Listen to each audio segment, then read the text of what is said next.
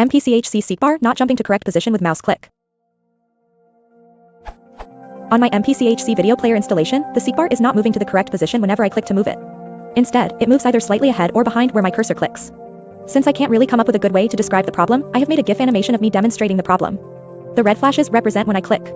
Normally, the Seekbar should jump to where the red flashes, but it doesn't, as you can see. What could be the problem? I have tried uninstalling and reinstalling it multiple times, and each time I have made sure that no source files were left over.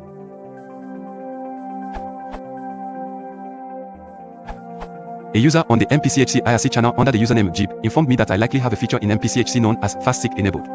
Sure enough, this was a problem. I turned it off under View, Options, Tweaks, Fast Seek on keyframe, and it solved the problem.